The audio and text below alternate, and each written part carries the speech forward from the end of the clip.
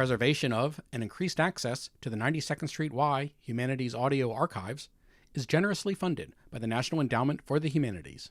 Good evening, and welcome to the special summer edition of The Shape of the City, which we're doing this fall in this wild summer weather.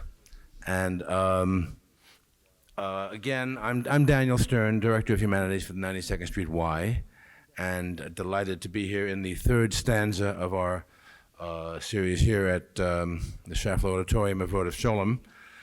And my job is, and I've been told by somebody who shall be nameless, but who runs this thing, I should keep it short instead of my usual carrying on about how wonderful Paul Goldberger is, but everyone here knows that. We also have some wonderful guests this year, including tonight's guest, Stephen Holl. But just a few quick words. Paul Goldberger, as everyone who is alive in 1989 knows, is the architecture critic of the New York Times. He won the Pulitzer Prize for Architectural Criticism in 1984. He's the author of a number of books, including The City Observed, and has written essays and introductions for an extraordinary number of architectural and design shows. He has been awarded the Medal of the American Institute of Architects for his architecture criticism, and the President's Medal of the Municipal Art Society of New York in 1984. He is the sort of the jewel in the crown of our work at the Y in this field, and we're delighted to have him and delighted to have you all here for this another extraordinary evening. And now, Paul Goldberger.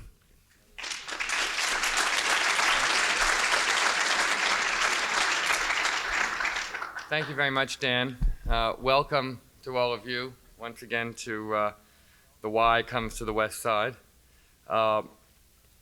Just as a preview of the next couple of weeks, since it's always difficult to remind you of this as everyone is leaving at the end of the evening, let me now take this chance to remind people that our guest next week is Peter Rose, Montreal-based, Yale-educated and Montreal-based architect who's designed for the Canadian Centre for Architecture, the major architecture museum in Montreal, opened to considerable international attention last May. And 2 weeks from tonight, Bernard Tschumi, designer of the Parc de la Villette in Paris, one of the grands projets of Mitterrand, and the new dean of the Columbia School of Architecture, will be with us for the fifth and final evening in this series. Tonight, however, I'm very happy to welcome Stephen Holl, an architect of unusual career and reputation, based in New York.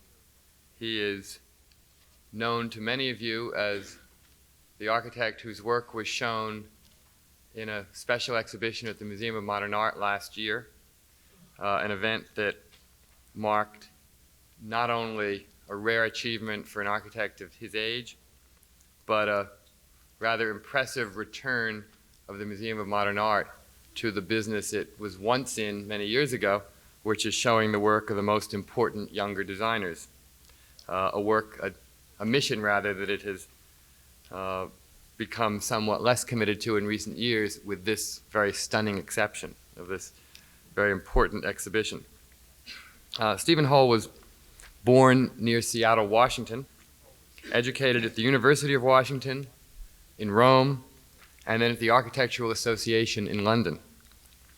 He worked for a year with Lawrence Halprin, the landscape designer based in San Francisco. And in 1978, came to New York and set himself up in a practice that, as I said, within a decade had produced a body of work that found itself on the walls of the Museum of Modern Art. I asked him, why did he come to New York? His answer was very simple. It was the flatness of the West Coast as an intellectual landscape and the intensity of the dialogue here, he said. He has been committed to the very difficult duality of a serious and real professional practice dealing with serious and real professional matters, and the philosophical quest of any architect with an intellectual bent. He teaches at Columbia, and as I said, has maintained a very active and busy practice, some of the results of which we will see and discuss tonight. As usual, the format will be a few minutes of slides, which Steve Holl will narrate for us, and then we'll sit on the side of the stage, talk about that and other subjects, and then toward the end of the evening, turn to all of you and invite your questions. Please write them on the index cards that are here, and at some point in mid-evening, pass them. I'll send a signal, pass them to the aisles, and the ushers will collect them and deliver them to the stage. Please now join me in welcoming Stephen Holl. Steve?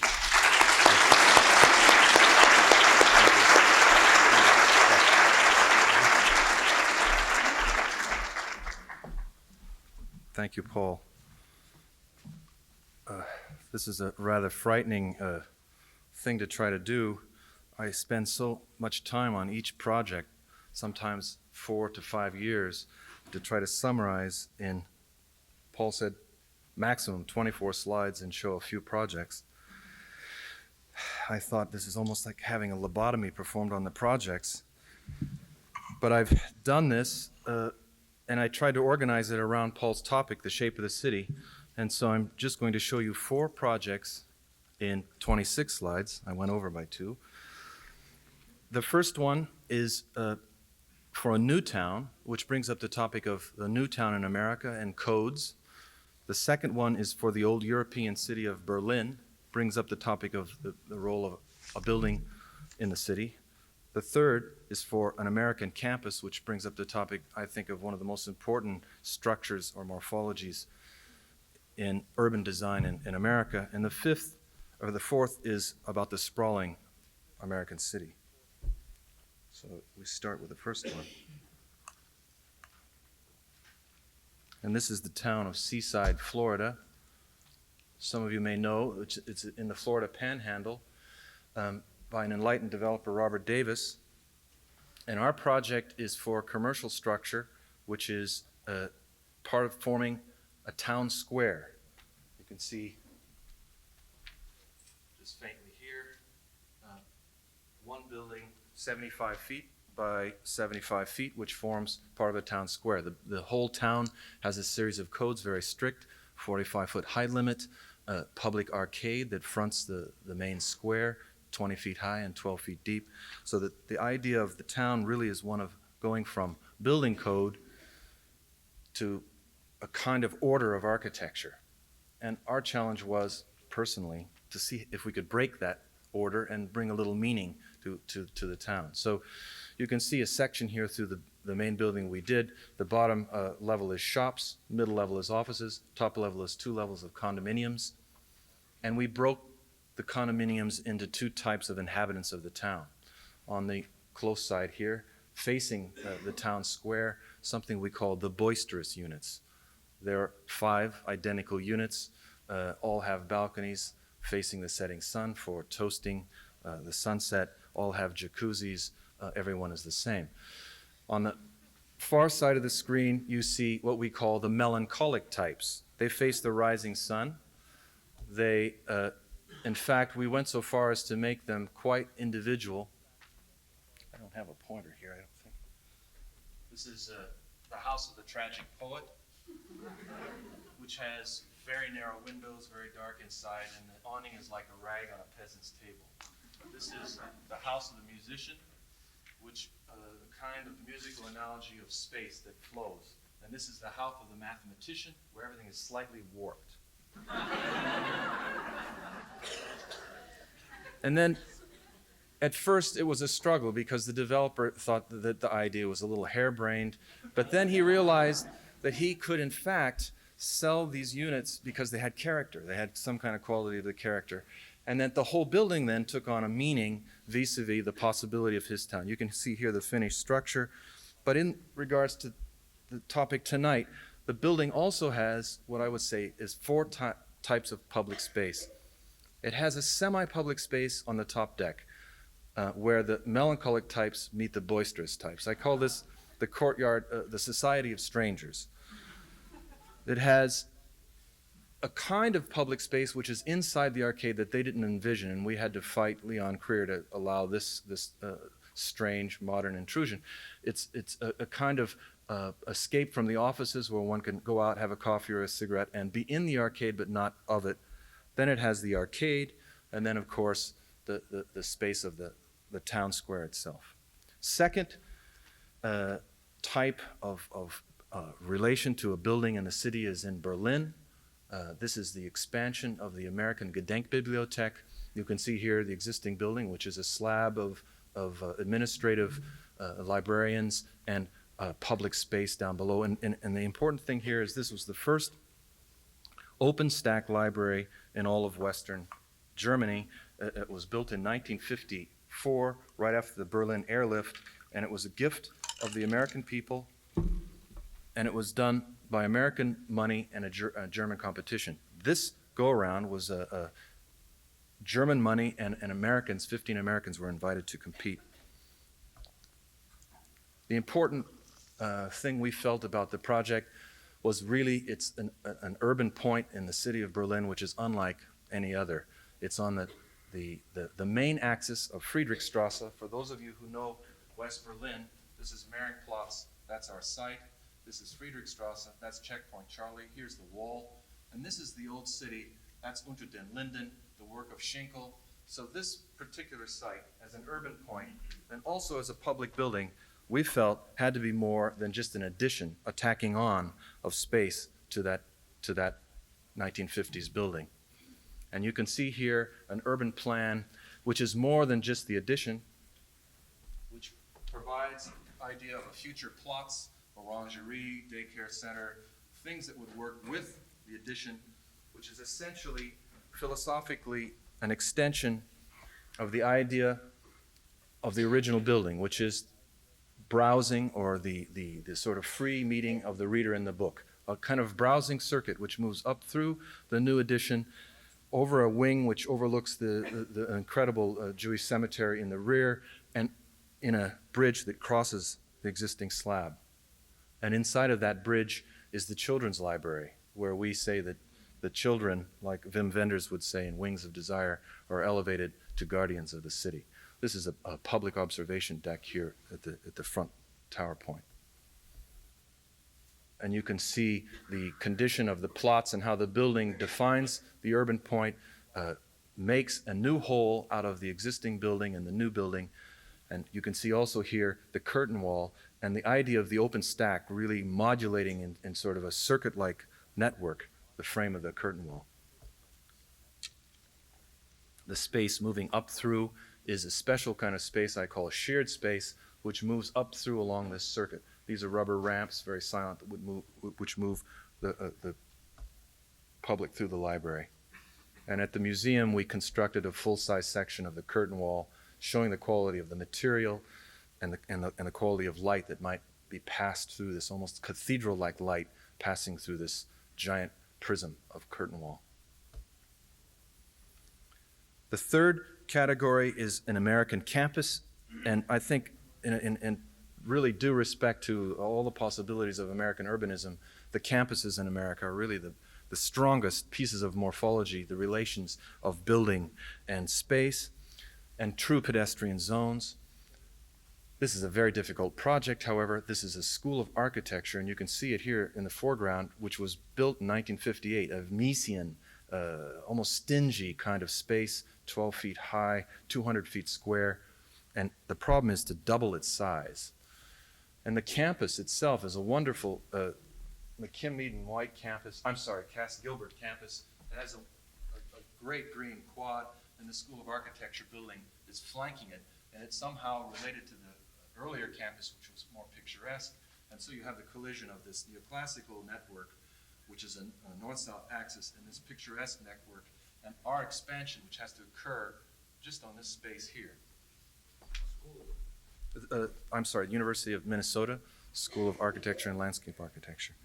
So our project really is about the relation of brackets of campus space. We picked up a series of spatial trajectories through the campus. The scheme was something that was not an a priori concept, but something that was gathered through a lot of studies, a lot of site sketches, and a lot of deliberation. And you can see the square of the building and our addition to the north, which consists of 2 lightweight metal arms and 4 masonry towers. And these bracket what would call the new centers of the School of Architecture and Landscape Architecture. It's coincidental that the expansion of 100,000 square feet is actually forming a college at the university, which will be the School of Architecture and Landscape Architecture, and our scheme provides a kind of monastic garden to the north to complement the existing square. And the 4 towers are called what we're calling boxes of light that work 2 ways.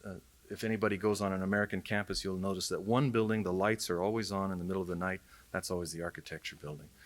So we thought to put these studios up in sort of beacons or towers, and they become, in a way, double functioning, because during the day they each have a different kind of light: south light, east light, west light, and north light.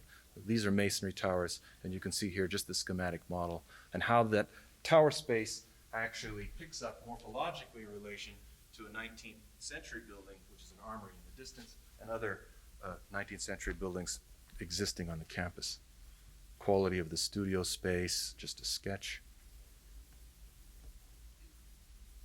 The relation of the library, you can see here with most of the glass and the offices up above, and the towers. The last project is for the topic of the sprawling American city. I made a series of projects on this topic, totally uncommissioned and totally without anything other than the desire to make a statement about this country and the problem of sprawl and the problem of the destruction of the natural landscape, but the problem could be some kind of architectural positive statement. So there were 3 cities we studied, and I'm just going to show you a few snips of Phoenix, which is Phoenix, Arizona, which has to be one of the most difficult on the question of sprawl in terms of an American city. Some of you may have visited Phoenix or be from there, and you'll know that the interesting thing about this city is people went there to escape bad air and have dry breathing. But what happened is that there have been so many lawns planted that the humidity level of the town has actually increased unbearably, and the pollution level of cutting across the city is increased equally, so that there's an irony to Phoenix, which continues to grow. And one of the things that we decided to do was really to, instead of try to wall in the city, to try to bracket the landscape. And so we made 3 sort of C-shaped brackets which relate to the landscape. The other thing about Phoenix that haunts our project is the notion or the reality that it was the Hohokam Indians who inhabited that site for over 1,000 years and had canals, some 250 miles of canals, in perfect balance with nature and perfect balance with the desert. And a kind of curious thing is the canals were all 30 feet wide and 7 feet deep. You can see here what we're proposing is a series of what I'm calling spatial retaining bars, which are built in framing in a C shape, a part of the desert, which is held as sacred after that, and the sprawl is allowed to come right up to the base of it. These structures are 30 feet square, and they're in a concrete tube construction.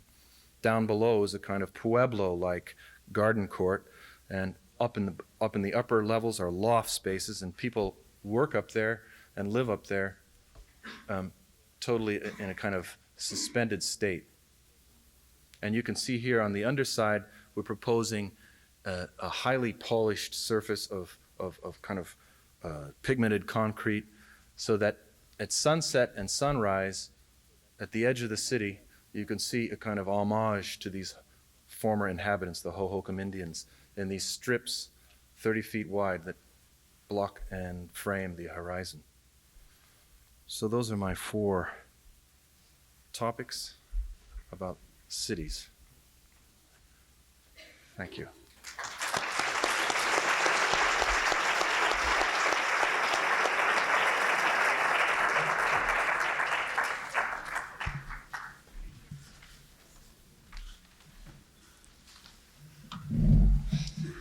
Great, thank you. Stephen, let me start by saying that if there's any common thread that runs through this, it seems to be that this work is rigorously unsentimental. It's poetic, but you seem to have evolved a language, an architectural language that is seeking a kind of poetic imagery without dissolving into the sentiment that has become, and sort of the sense of sentimentality and nostalgia that seem to have become almost inevitable with most architecture in the last generation. Is that conscious? Are you consciously avoiding sentiment, or do you feel, in fact, it is sentimental in certain ways, or what? I guess I feel it's very sentimental, maybe too sentimental. Okay. I mean, some of the projects I didn't show, A House in Martha's Vineyard, which begins from a passage in Moby Dick, which is somehow reflecting on, again, former inhabitants of a site. Right. The concepts are sentimental in a way in their beginning points, but maybe the architecture isn't. Maybe that's a very good distinction, I think, because in fact, when I say sentimental, I think of what I've often called sort of the Ralph Laurenization of architecture today, and you have stayed very firmly away from it, and yet you have not stayed away from it by seeking refuge in a kind of purely formalist escape, like the deconstructivists, who are just playing a set of formalist games very often as a way of avoiding confrontation with certain social realities. That you're just nodding. It's a difficult question, because I think you're equating sentimentality with some physical attribute on the exterior of a building. Right. And I must say that I've consciously tried to work for an architecture which has space, section, procession, interior potential to excite, so that the entire architectural framework is more than the skin of the building. I think we see the problem of the divorce of structure, space, light, and architectural expression, and I think that's maybe what the topic is, not sentiment. Okay.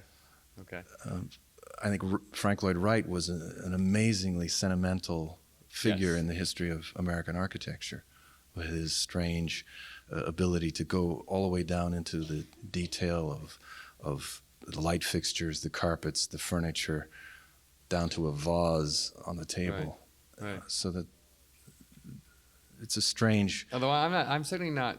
Actually, let me stop for a minute and ask: can somebody, whoever is in the control room, raise the lights a little bit? It's sort of weirdly. I feel like we're weirdly in some strange shadow here. It's a little. Somehow the last couple of weeks it's worked a little better, but if there's a way of making it not feel quite so much like. So sentimental. Yeah, so sentimental. Right. Thank you. Okay. Actually, you've got better light than we do, so it's. The issue of completeness of design, from structure down to a vase, I don't think is the point. I mean, that's something you do, Wright does, and Bob Stern, who I think in many ways is a very sentimental architect, does. So that I'm not defining sentiment as that. I guess I'm defining sentiment as a kind of easy, glib emotion, which your architecture seems to try hard to avoid, while nonetheless trying to tap into deeper emotional currents. Is that fair? Absolutely. I mean, this has It been ought to be an fair. effort. It's pretty nice. So. It's definitely intentional, and it's a long project. It's not easy to do. It's easier to say than it is to do. Sure. I'm glad you showed Seaside, because I wanted to talk about that a little bit. You referred to it as trying to kind of beat the rules or beat the system. Because a lot of Seaside, for those who may not know it, is a community in Florida designed very much to encourage certain traditional standards of design. And there's a fair amount of wood architecture there, some of which is fairly traditional in nature, a couple of very classical buildings and so forth. And there is a set of guidelines for the design guidelines that all architects who work there have to follow. You followed the guidelines, right? You didn't break them. I think your goal... Almost. Almost. I mean, your goal, I think, was to try to do something different without breaking the rules, to see Right. how far they could be pushed? Was to build a modern building in a postmodern town, basically. Okay, right. And what's interesting is the result turned out to be something that Robert Davis likes very much. And in a way, it brings the town into the kind of tension that a real city has. I mean, the problem with a stylistic code is you can actually expect what the next building will look like. The trim boards, the colors even. And I think that was the challenge of building in the code, is to see how far you could push it into a different kind of architecture and still hold the city together, hold the city structure, which I believe in, this idea of making a new town that has a kind of overall plan, a structure that would create public space. Right. Otherwise, So I wouldn't have worked with it. I mean, my sense is that this building works in part because you were not trying to break from the underlying philosophical goals of it. What you were breaking with is a sort of simplistic, superficial reading of that as just being a kind of little Disneyland theme park Right. of cute little houses. Right. I mean, for example, it said that any roof that wasn't a roof deck had to be 4.5 and 12 slope, which really sets a style all the way through the town, which are these little roofs. Right. And if you notice that barrel that's on front of the Yeah. boisterous unit, it starts out at 4.5 and 12, but it's sort of, So I said, well, look, it's 4.5 and 12. It's there. And then there was another code that had the windows had to be twice as high as they are wide, but in the musicians unit there are two windows, one touching each other, so it's a corner window. And he said, are those twice as high as they are wide? I said, if you only look at one elevation, they are. Right. There was a number of things that went on in the process that he had to say, well, He meaning Robert Davis? Right. Okay. So he had to look the other way. Well, he had to reinterpret. In other words, the thing about a code is always its interpretation. Sure. I mean, we didn't break the height limit. We gave the arcade the proper dimensions, 20 by 12. The things that I think were right, fundamentally right. But then for a long time, they wanted the building pink, and so I had a long battle to make that building natural gray stucco, which is a kind of strange color that turns when the sun is when the clouds are out, it turns a different color than when the sun is out. So it's a kind of luminous gray that I was. And then now they like it, but still there's a bit of tension there. But a real city needs tension. Right. I mean, there's nothing more deadly than a city, as I said, that becomes Disneyland. It becomes sort of a theme park if it's too right. And it seems to me as though the challenge is to create that impossible to predict balance between too much perfection, which is impossible, and total chaos, which is total chaos. I mean, in a certain sense, it validates buildings that are very different from it by raising their context. Has the reaction been very good? I mean, There was a public protest over the building. Okay, And that answers that the question. audience was totally, the public there was totally split. Half the people loved it and half the people hated it. There was nobody in between. Right. I think that's a measure of a good building. That somebody, knew it was there. There was some kind of reaction. Architecture, in a way, should make you somehow react to your environment. I mean, that's the excitement of New York. Is constantly invigorating the people that go through it. It's not something you can just take as a sort of given, as a kind of blasé background on which things operate. But let me ask this: should architecture at the level of the city always be an intellectual challenge? Should it always be a kind of guerrilla act intellectually? Is there is there not a place for some degree of background? If everything challenges us, if everything does this, then don't they effectively cancel each other out, and don't we sort of numb ourselves to the cityscape at large when that happens? I don't know. I think if you're going to say if there was going to be a test ground for that, it would be Tokyo, because Okay. Tokyo is like if you had Los Angeles and Right. someone put a big steel belt around it and pulled it all in, maybe 3 Los Angeles, Great analogy. and pulled it all in and made sort of more things, you would have Tokyo. And personally, I'm amazed how easy that city is to take and how invigorating it is. I mean, it's a fascinating thing. I still don't understand how it can possibly be. Right. And there's no morphology. There's no real sort of sense of any kind of urban space that's been other than the castle or whatever. I mean, it's a very strange phenomenon, Tokyo. And yet there's a sense of scale. There's a sense of intimacy. There's a sense of surprise. And it keeps growing, and somehow, I mean, the subways run. You can set your watch by the subway. You get it to the subway pattern on the platform at Shinjuku Station, and there are these numbers, 9, 13, 20, and you can actually pick a number and get to that station. It runs so perfectly, unlike our subway system.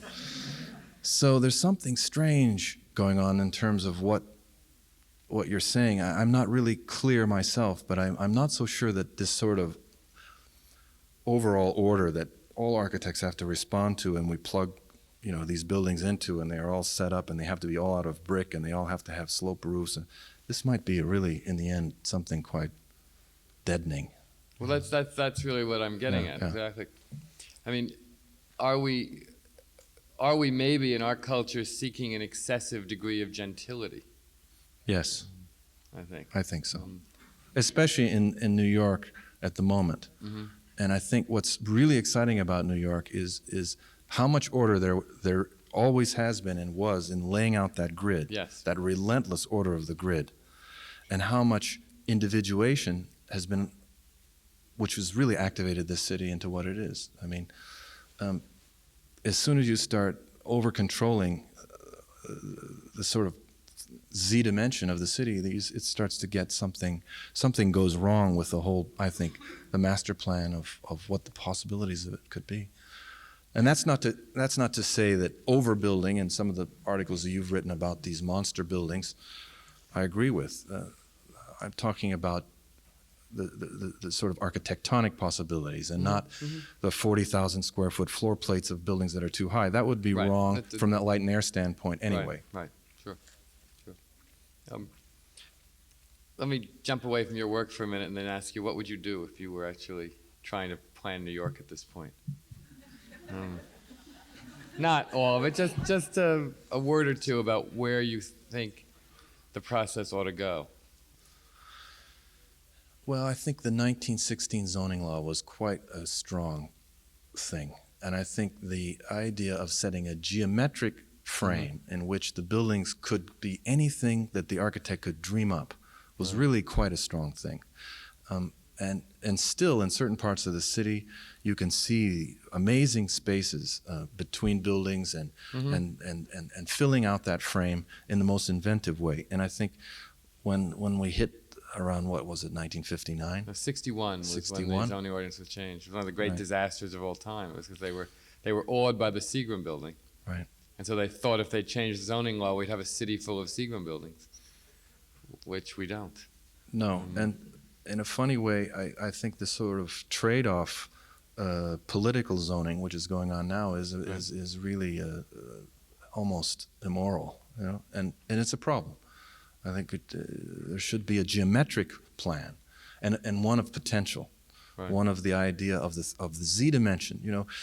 In the European city, the XY dimension, the ground plan, is the important thing. But our city is many times taller than it is in building section than it is wide. So we ought to have a Z dimension plan, which is a spatial one, with the possibility of views of spaces that exist in 3 dimensions over other buildings. The possibilities are really amazing if such a plan could be made. I don't know. I mean, you asked me if I could make a plan. I'd make some plan that really accepted the grid on the ground. Maybe just the opposite of Battery Park City, where you make a ground plan and then you just fill it out to an even right. I would make a plan which had a real sectional dimension to it. I don't know how you would fulfill it, but it's wonderful if you forget the sort of tradition of our law that if you own a piece of land, you own it up as far as the sky will take you. In fact, though, I suspect it will be more and more an issue as American cities confront the fact that their skylines are themselves artifacts. And I mean, there was a time when Lower Manhattan had an entirely different meaning because of a skyline that had been created not as a result of any conscious plan, but by happenstance, but which was completely obliterated by a different kind of building, and had the building that might not necessarily have caused any problem with the ground plane, but in fact completely altered the profile and the meaning of what was in the sky. You're absolutely right. It's something that I think you're absolutely right that we have to think in those terms. I sort of despair of whether there's any way to think in those terms architectonically and yet achieve any reality politically. But maybe it's not. It's a matter of accepting the sort of blunt juxtaposition of the amazing things that occur. I mean, maybe if there was just a bulk law. Mm-hmm. I mean, one instance I think of that I just saw the other day. It's on 57th Street where you have this Metropolitan Tower, thin glass coming down, and this other building that Pele is doing. Right. There's a slot of sky there that is absolutely phenomenal. When the sun comes through, or you get a reflection, and the way the blue sky is there, and these two buildings are next to one another. It's like no other possible condition. It is incredible. It's on the one level sort of a disaster of planning, but on a certain other level, it's also quite amazing. But is it really a disaster? Well, I don't know. I mean, it had to do with the intransigence of the Russian tea room, which is actually in between, which refused to sell its site to either party, and I think thought that they would basically bluff their way into being bought out by either one of them, and ended up being bought out by neither one, and both buildings just went up on either side. But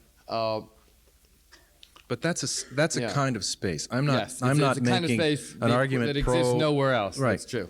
I'm not making an argument pro developer or pro either one of those buildings. What I'm saying is that if there's a sort of potential to the tension and the let's say the interest of our city, it has to do with understanding those as kinds of space. I mean, pieces of the sky which are shown in a different way.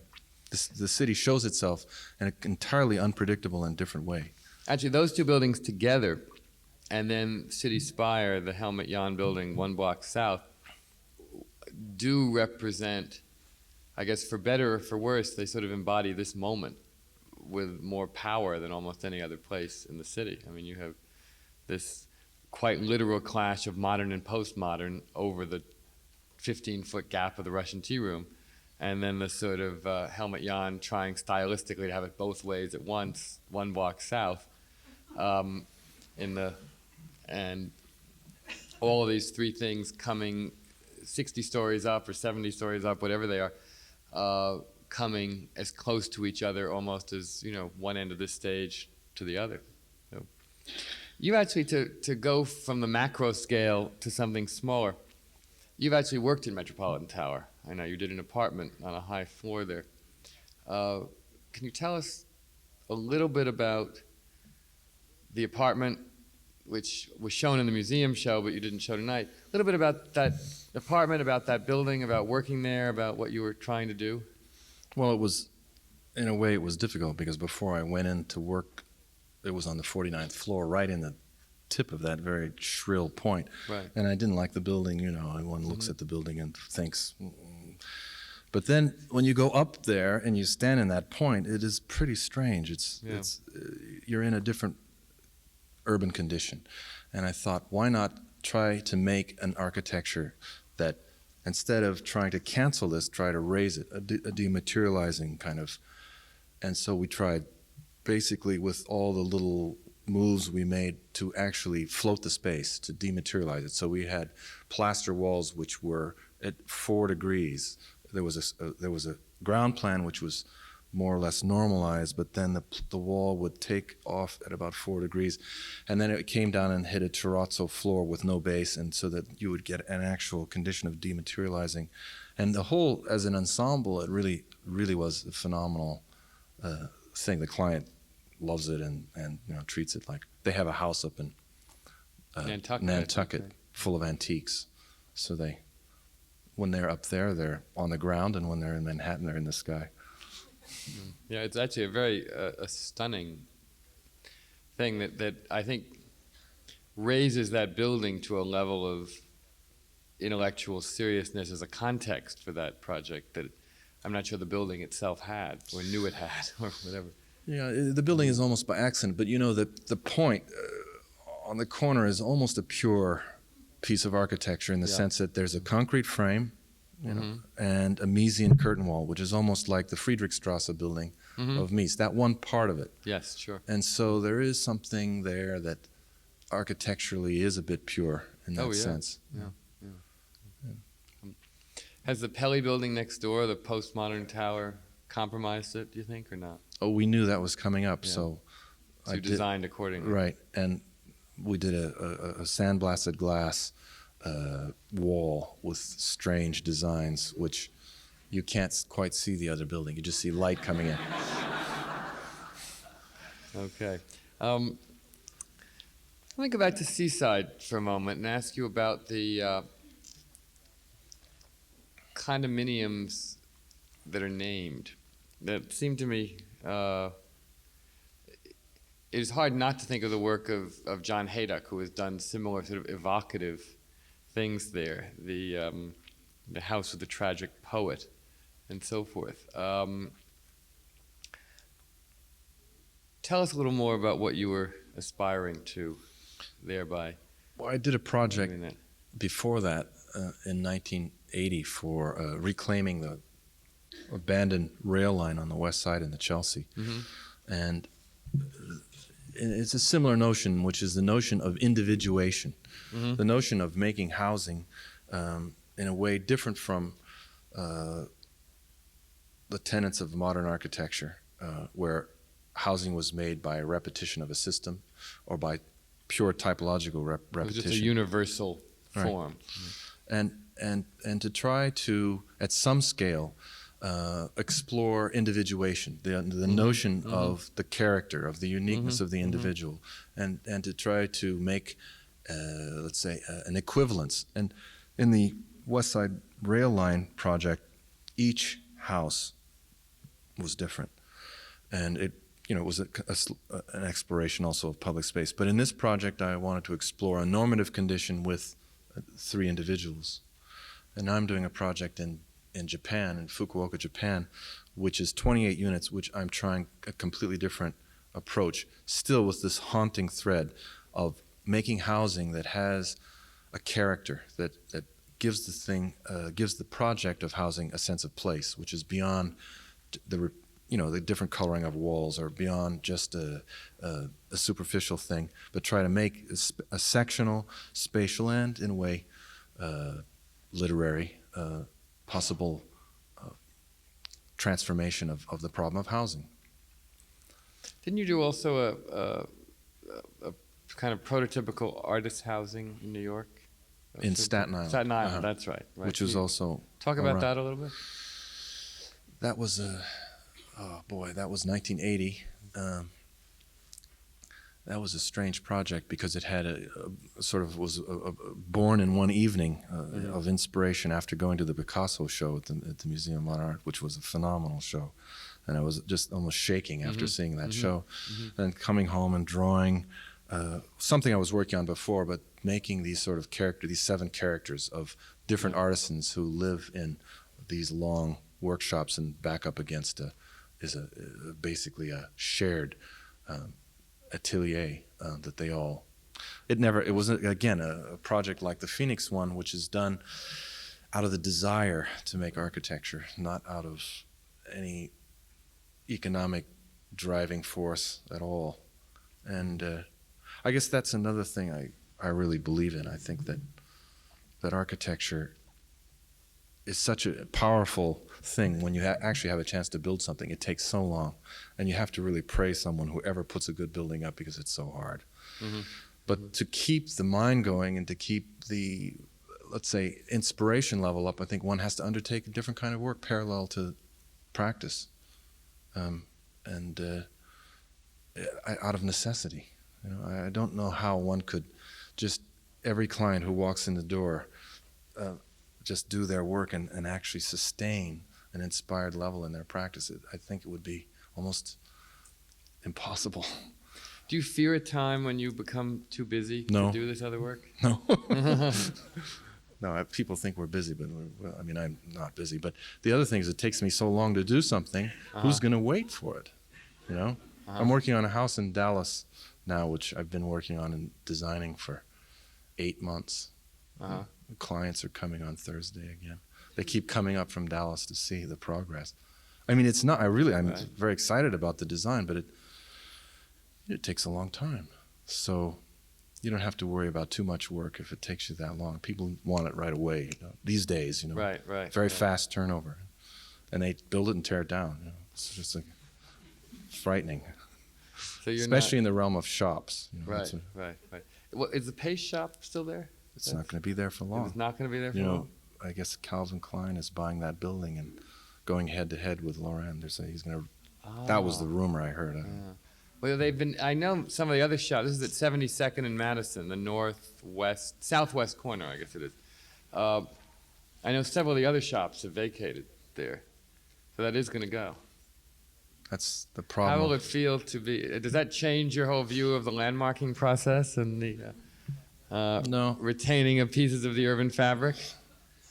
It was a big effort. It was a project which was called Guardian Safe Depository, and it was a building made out in Fair Lawn, New Jersey, which was made basically betting on the price of gold, and it was going up and up. And all of a sudden, when we finished the building, the price of gold went like that, and the developer had no way of sustaining this and didn't pay his fees, and I had put such love into this project. I remember that. And it was basically torn down in 2 years. And there were a number of sandblasted glass drawings that were articulating the entrance. And somebody called me and said, "There's a dumpster in front of your building." I said, "Can you save some of the glass?" They broke every single piece of glass when they tore it down. Everything. They destroyed every single thing.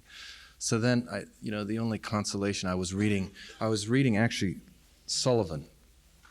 And there was a passage, Sullivan in 1922 in Chicago was on his deathbed, with a light bulb hanging over it. He spent, it was he died tragic, in poverty. Really, and completely forgotten. And someone came to him at that time and said to him, "They're tearing down the Sheeler Theater. Can you believe this? They're tearing, this is in Chicago where they tear everything down."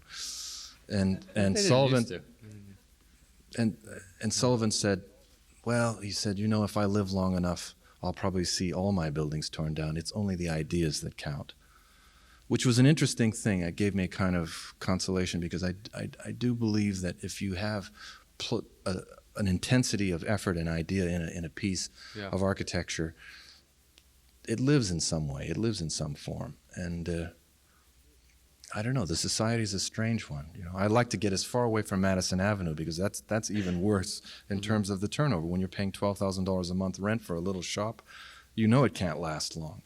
So if you get to Seaside, Florida, probably it'll last longer. Is there any talk, in fact, of saving pieces of the Pace shop or elements of it? Can it be done or not? I don't know. I don't know. I couldn't do it. Right. I don't have any place to put it. I can't even keep my models because the you scale can't afford the rent. The scale of that is almost model-like. It could fit on the stage, that shop. And when is it going to go? Do you have any idea? I don't know. What a terrible topic. I don't know. I don't mean to. I don't mean to dwell on it. Only I'm only actually playing the reporter. Journalists always want information. Nothing else. Let's move to what I hope is a happier topic, which is a project that I had not known too much about until you showed it a few minutes ago, which is the architecture school at the University of Minnesota, which looked quite extraordinary to me and very much a comment on the nature of architectural education as well as the particular urban space of that campus and the relationship of that pretty bad 1950s building to something new. My first thought about it actually had nothing to do with the program of an architecture school. I have to confess to you that my first thought when I looked at it and thought about the problem of adding to that kind of modern building was, well, I don't mean that particular kind of modern building so much as the difficult problem of adding to a difficult modern building, was to sort of to wish you had done the Whitney, actually. That's a nice compliment. And I mean it sincerely in that I think that project shows the level of depth and complexity and resonance that is possible in a dialogue with an existing modern building that does not attempt to deny or defy its modernity, but nonetheless does not simplistically try to replicate it either. I think that's basically, in a way, it's a very complex project, and in a certain sense, there's a real effort there to give everything spatially that the building already that doesn't have. For instance, it has these flat plates, these flat floor plates, so that in the new section there's a real sectional differentiation in the towers and in the curved space.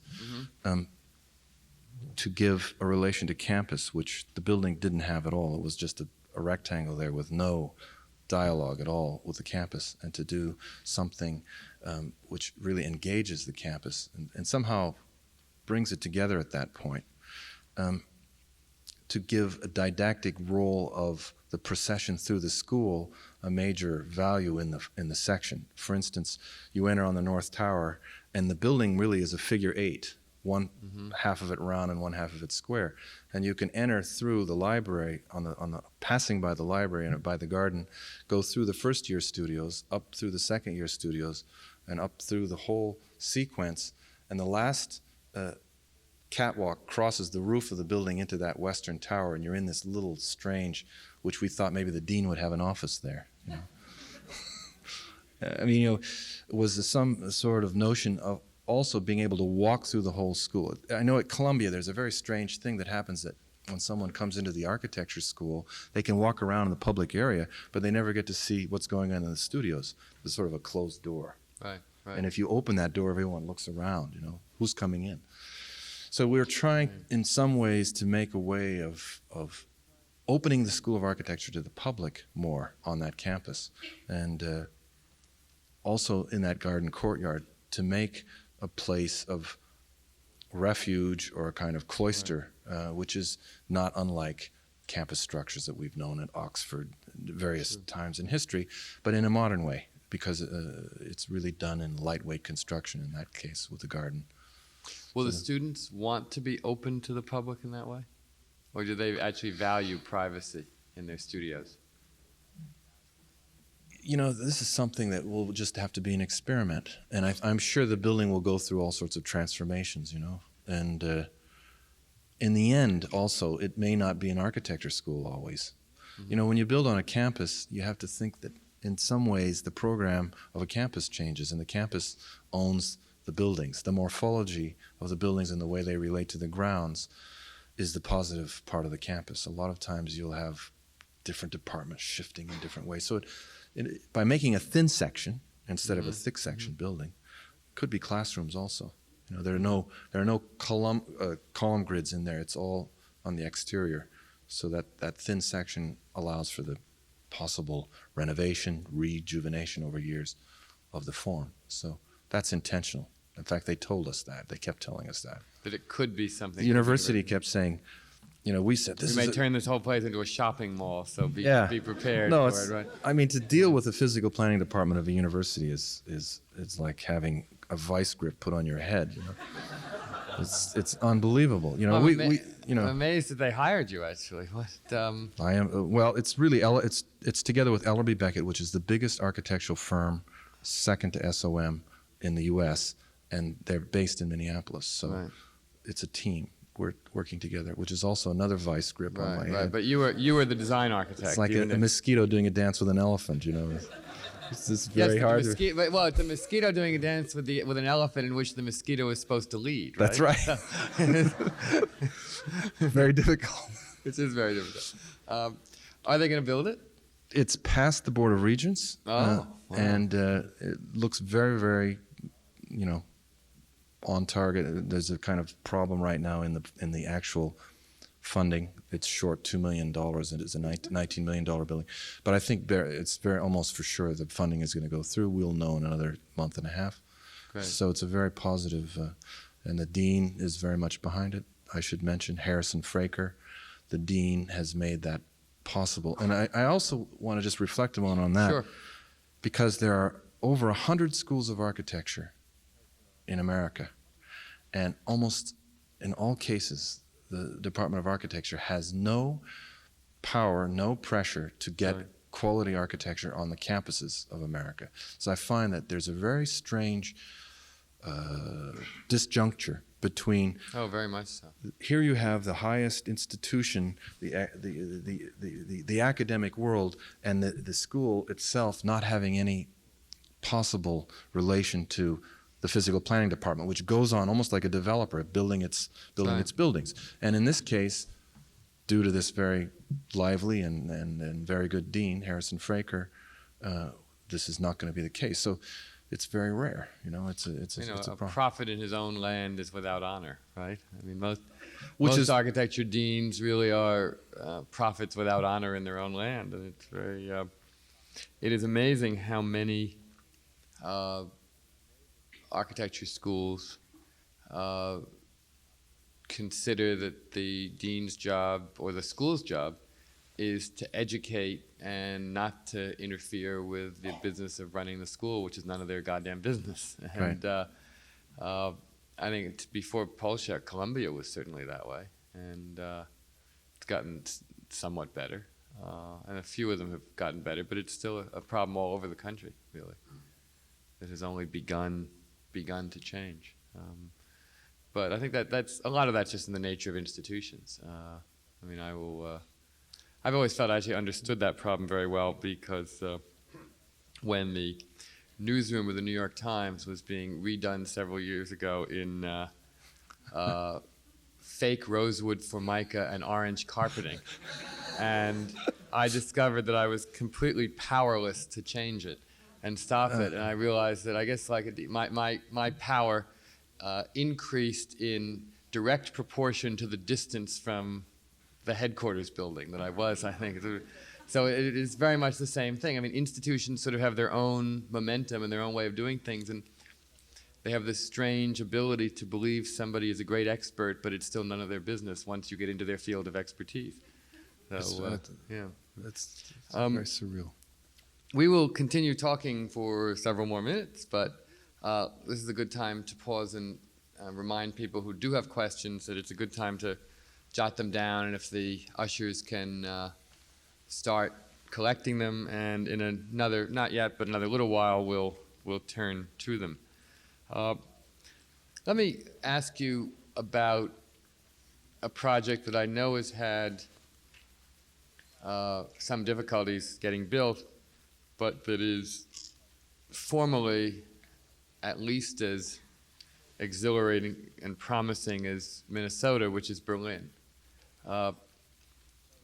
You won the competition for that, yet at the moment at least it does not appear to be being built. Can you tell us a little bit about the situation there? It's a very strange one because the competition was in preparation for a number of years. There was a good jury. There was an incredible amount of meetings with the community, and because of political change in Berlin, which has been the first major political change since '45, the elections in April, after we won the competition, basically all the heads of the various departments in Berlin, including the building senator, were replaced. And the former Senator Witwer, who was instigator of the competition, was an architect. This building senator is a sociologist. And when I went to Berlin in just this July to open an exhibition of the 3 finalists in our winning scheme and to sign the contract, he made a surprise announcement. First thing he said was, "I would not build this building," which was it was like, I had just met the guy 1 minute before. Well, he, in a way, it's caused him a lot of grief because the Berlin architects are very, very vocal, and they ran ads in the newspaper, not so fast, Senator Nagel, and there's been a lot of turmoil. And he's running a so-called 3rd round, and I'm going back in November and try somehow to, see what happens. But I think in the end, what it shows is no matter how good the intentions are, that architecture at a public level is always susceptible to the politics of the situation. And it also shows you that it's 50% the client, if not more. There can be talented architects or there can be good ideas, but it's really the clients. If there's an enlightened client who wants a good piece of architecture, like in Frankfurt, where they built like 3 or 4 wonderful buildings right along the river there, the Museum by Meyer, the Unger's Museum, the Architecture Museum, and now something else is coming. And I met the fellow who's been commissioning this, and it's an enlightened building senator. Yes. And this is the problem.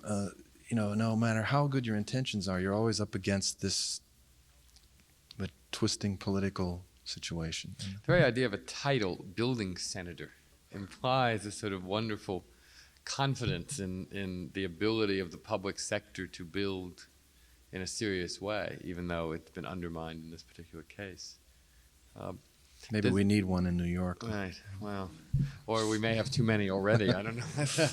The problem is, do they intend to ask all of the finalists to resubmit? The three second round finalists. Which was you and who else again? Lars Larup and Karen Van Langen. Right. And have you been asked to make changes or just to respond to a different program, or to what have they asked of you? Well, that's very sticky because they have actually changed the boundary of the perimeter, and so they've allowed, they've actually unraveled. They've changed the rules in the middle of the game. Changed the rules, and so it's a slow unraveling of the process, and it's very difficult to see what the real intention is. I know for sure they are going to add to the library because the money's been allotted, the books are being stored in warehouses, the librarians are completely behind our project, and they want to get on with it. But it doesn't look like the government is in the right. It's really difficult to see what's going to happen. So you don't at this point have a clear sense of what will happen? No, it's like a Kafka novel, and you're one of the characters, and nobody told you, where's the beginning and the end of this. It's a very strange process. But the local architects are pretty much behind you? But they have no power. And also, remember, the building senator gives all them their work for housing projects. So if they cross him too far, they don't get a housing project because there are a number of public housing. There's a lot of public projects in Berlin. Right. And they're all given out by the building senator. So be careful. So he is the great king of patronage in the architecture business. It's like Robert Davis in Seaside. Right. But have you figured out what the problem is with? Has he actually stated what? No, because he objects to. And I guess that ruins the Kafkaesque quality. If he actually tells you what's really wrong. don't know, right? So it's like Kafka telling you what the plot is right in the first sentence. It's very. I don't think he knows that, to tell you the truth, but I'm not sure. It's very strange. Okay. Good. We have a number of interesting questions that I think will continue the level of dialogue on a high level here. So let me switch to the first of them right now.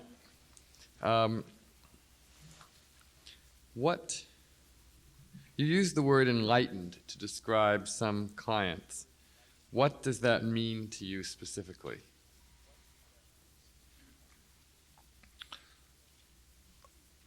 Well, I think in a way, if someone was going to commission a piece of music, and they respected the composer, and they were willing to suspend their disbelief in what it would be that he might turn out, that they could give him a program and say, this music has to be, so many minutes, and I want it in so much time, and we commission you for this amount. And I think the enlightened client has, in a certain way, to allow the architect the rein to develop the inspired project. And this is a very difficult thing, which is not to say you couldn't have limits, because limits are actually good.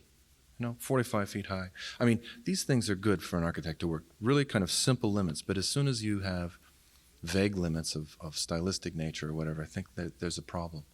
And that would be the unenlightened client that comes to you and says, I have to have a two-door mansion, it has to have.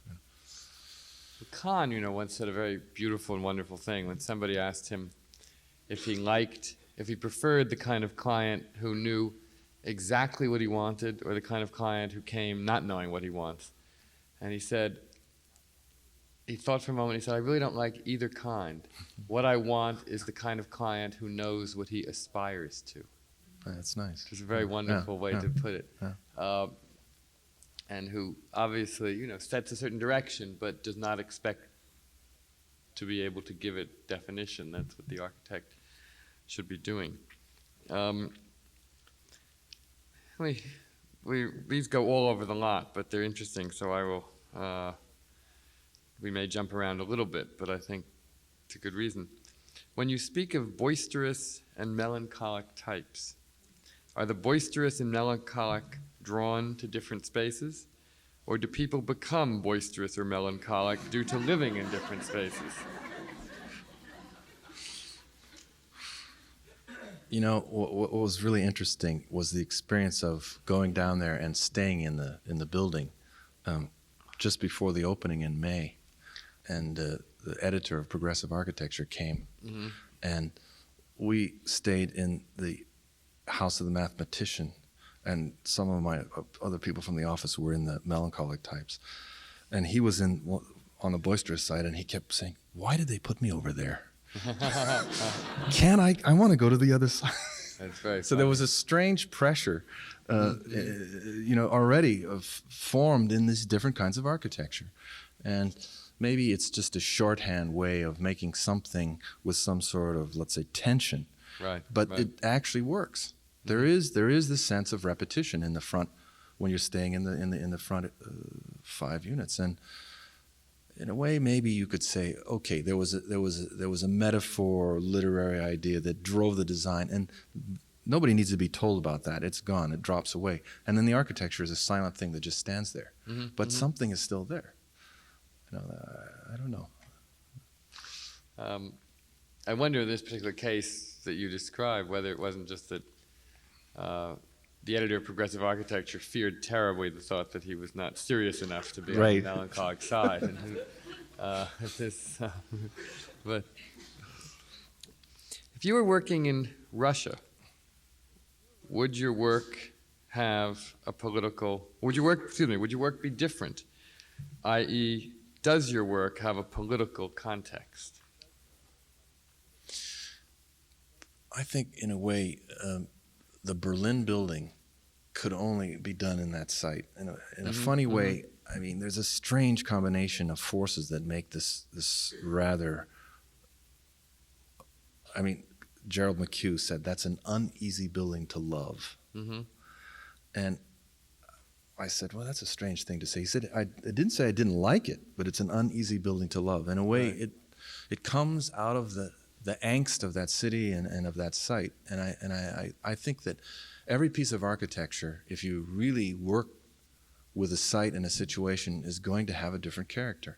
If you really, one thing I can say as a principle, I believe in not trying to produce a style and put it on on sites irrespective of Right. what those sites might be. And I think that's a tendency that happens today that I'm very consciously trying to keep away from. And so I'm sure it would be different in a different situation, on a different site. Can you comment on a literary approach to urban design, much like the Moby Dick-inspired house? Or is it only for smaller personal projects? You may want to explain a tiny bit more about the Moby Dick house in answer to that. Well, it was a house in Martha's Vineyard, which I had a big struggle doing because I looked around the vineyard and saw a lot of salt boxes in my first sketches. It was just a vacation house of 2,000 square feet.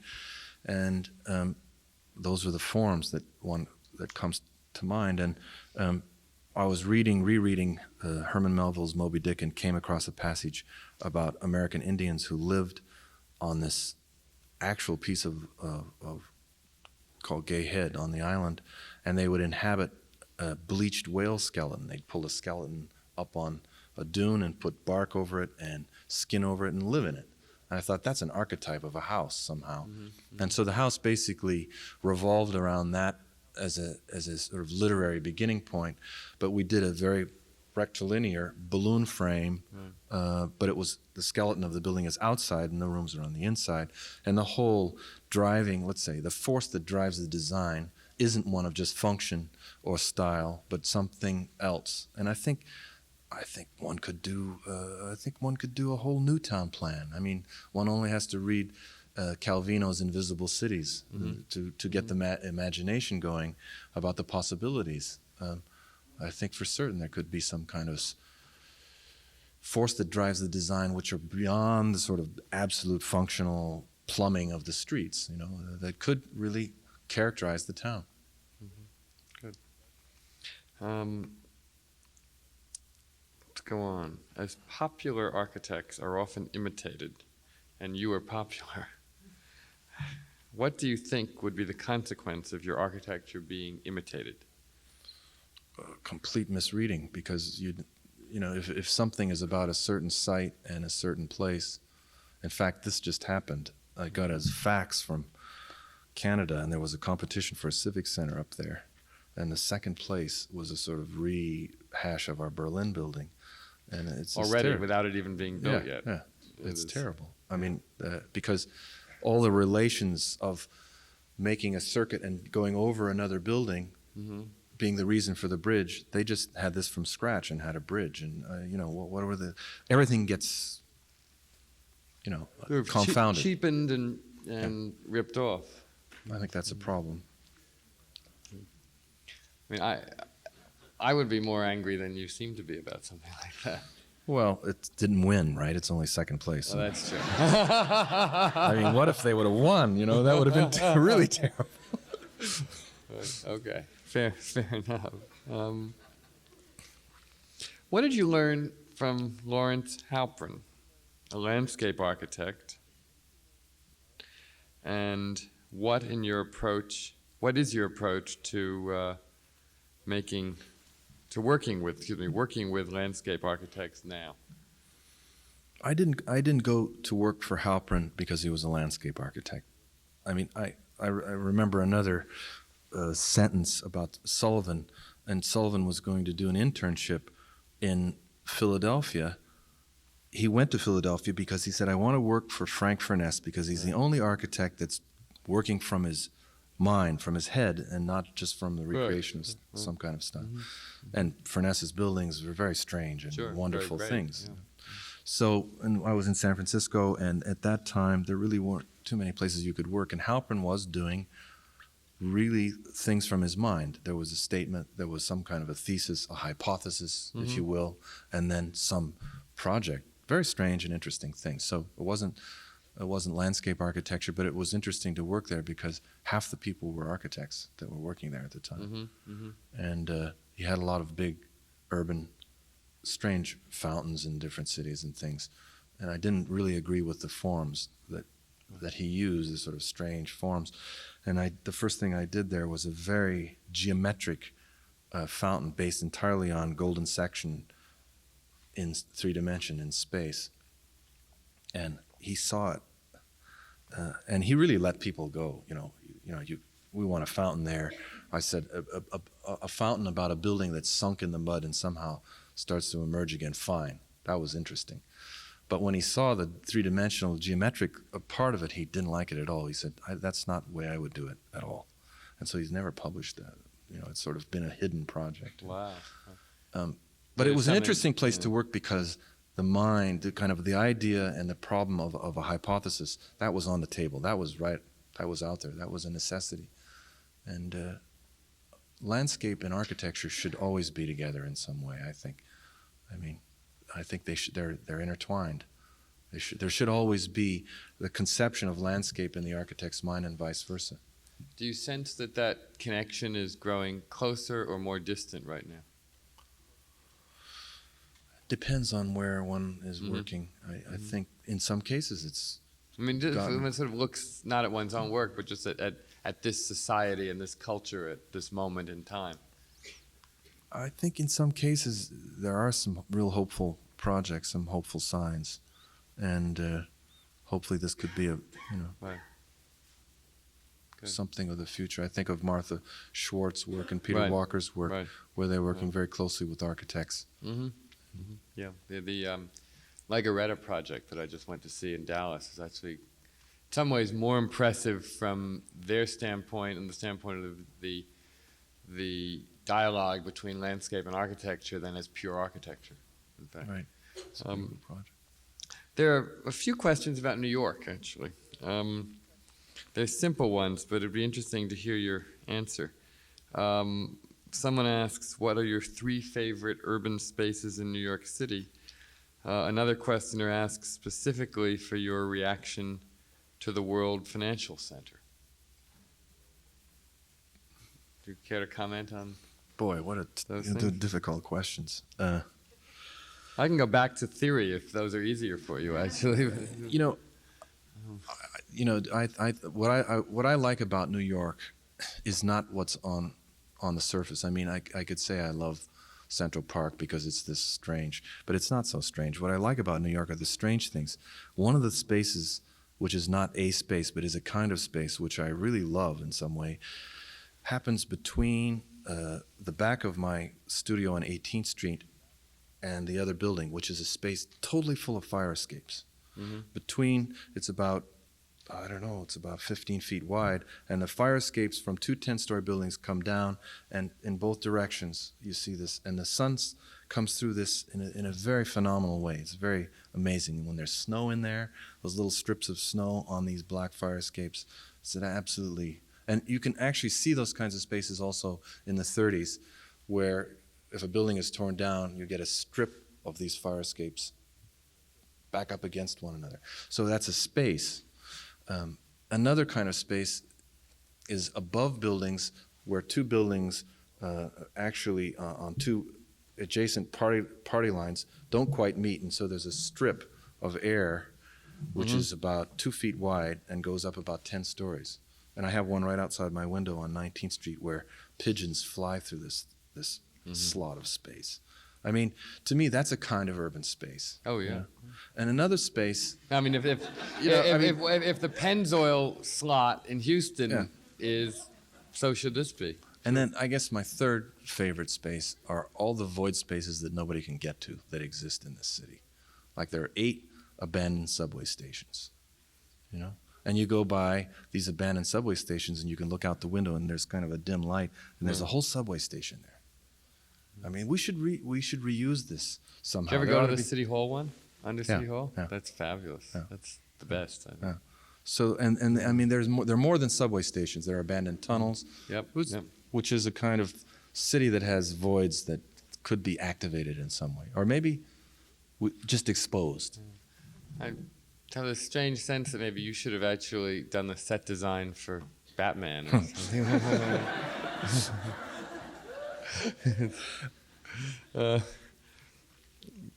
You spoke of ideas. The architectural idea is the most important factor for you. Is this why your buildings have the same kind of diagrammatical appearance, almost as if you took your conceptual diagram and magnified it to the scale of a building? are you afraid that if anything distracting were detailed into the exterior of your building, that the idea would be lost?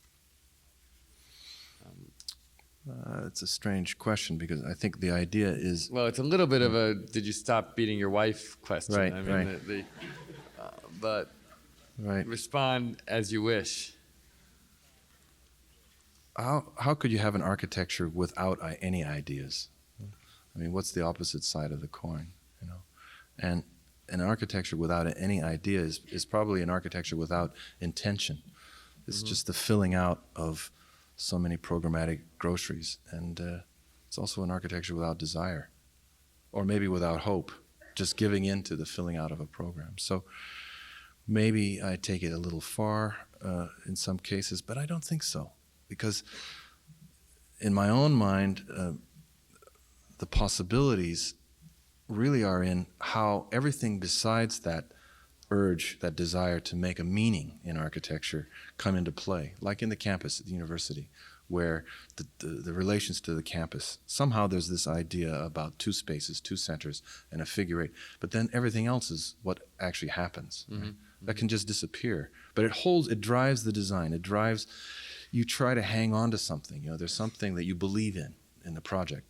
And I'd like to say also that I think this is an interesting time in architecture because I think there is not this ideological frame that you can carry from one project to the next, like there was during the period of modern architecture or during the period of various historical revivals where someone like Pugin or would carry let's say this Gothic is the correct style, and they would carry that ideological frame from one project to the next. And so my answer to this void is what I call limited concept. That given a certain situation, given a certain character of a site, a program, that one could form a force that drives the design, which is basically given up after that project is over, and it only has meaning in the lens of that project. And that's a difficult thing, but I think in a way it's a hopeful thing. It means that there's a possibility of the widest range of, let's say, stylistic characterizations and material and color and form and texture. Do you feel your work is readable, legible to a wide range of people, to the lay public? You know, one of the most often heard defenses of postmodernism, of classicism today, and this is something that Tom Beebe said right here last week, and something that Michael Graves has continually harped upon, the idea, whether rightly or wrongly, that a certain degree of abstraction and of modernism were not inherently readable by the average person, and that there's a certain kind of conventional language that architecture has an obligation to speak. I guess my question is a two-part one there. Is that so at all? And if so, do you feel you're speaking that language or not? You know, we just had this discussion at Columbia today with my students. I'm teaching second year now, so I went down to first year, and they start with the problem of what is the language of architecture? Right. And where do you start? And we have these problems that we've organized, which are basically on 3 sites. One is a series of very brittle structures called a linear problem, which is built in a desert and made out of wood sticks. And the next one is the planar problem, which is a series of courtyards made of heavy construction. And you think of passing through space and the phenomena of light and materials. And the third one unites the two in 2 small, one which is a house and one which is some sort of an object of manipulation of the environment, whether it's testing the wind or the sun. There's sort of 2 towers on a hill. So the unification of these modes from lines to planes to volumes, which is a sort of zero ground of architecture. And it always comes up, what is the language of architecture? And I think the counterpoint of that investigation might be a figure that I respect very much, Giorgio Grassi in Italy, who wrote a book just recently, which is called Architecture is a Dead Language, where the thesis basically is the readability, the form, these things have been set. They never change. And one has to continue this to make the language of architecture understood by the public. So you have two extremes here. One is the belief that inherent in the human being is the ability to invent, and the ability for the public to see that there's a level of invention there and to get a certain joy from it. And I definitely would put myself on the side of that coin and not on the side of Giorgio Grassi, who says architecture is a dead language. However, I really respect his work.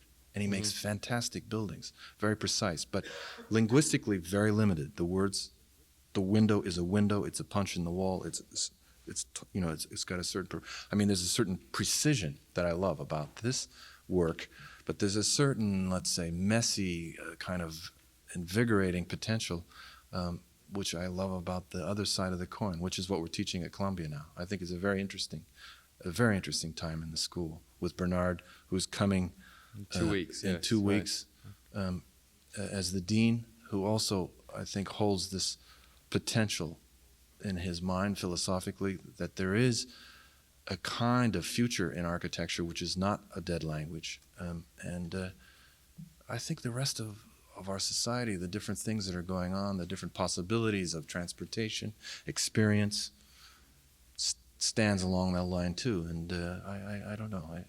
It's a big question. I don't think it's going to get resolved in this generation. I don't think we want to resolve it entirely, really. Right. Good. Great. I think actually that is as good a moment to end on as we could ask for. So thank you. Thank you all very much for being here. Thanks for listening. For more information on the 92nd Street Y, New York, and all of our programs, please visit us at 92ny.org.